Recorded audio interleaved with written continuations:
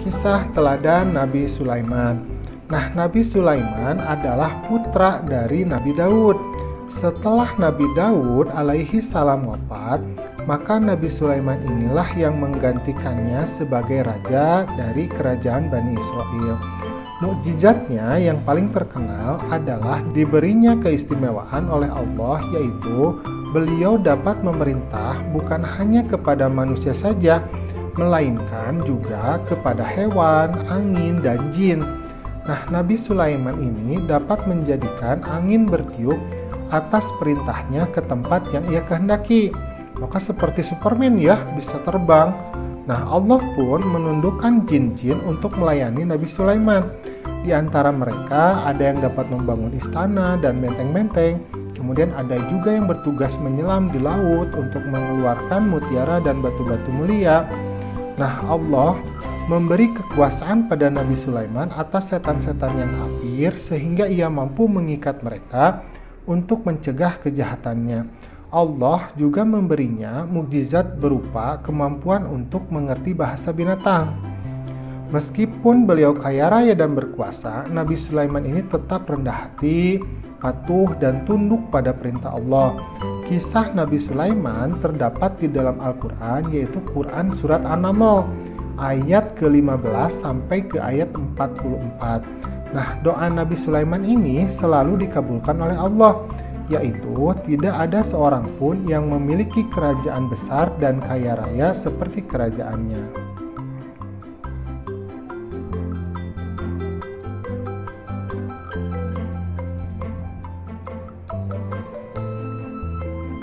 Suatu ketika, Nabi Sulaiman beserta pasukannya ini memasuki sebuah lembah. Nah, di lembah itu ada banyak sarang semut.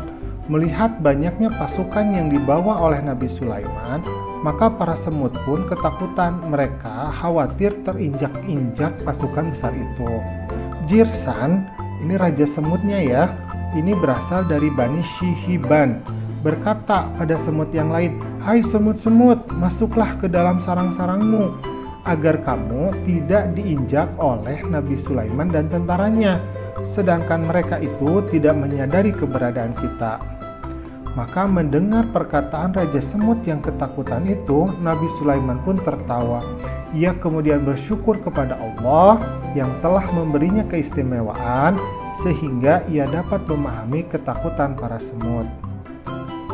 Ia kemudian berdoa kepada Allah, "A'udzubillahi minasyaitonirrajim." Fatabassama dhahikan min qawliha wa qala rabbi auzi'ni an ashkura ni'mataka allati an'amta 'alayya wa 'ala walidayya wa an a'mala salihan tardahu wa adkhilni bi rahmatika fi ibadikas shalihin. Maka dia tersenyum dengan tertawa karena mendengar perkataan semut itu.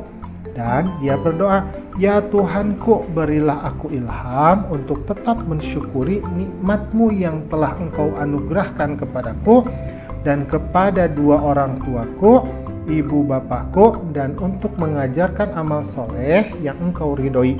Dan masukkanlah aku dengan rahmat-Mu ke dalam golongan hamba-hamba-Mu yang soleh." Nah, itulah kisah dari Nabi Sulaiman. Alhamdulillah, pembelajaran kita sudah selesai. Jangan lupa contohlah sikap Nabi Sulaiman yang selalu bersyukur atas segala nikmat yang Allah berikan kepadanya. Assalamualaikum.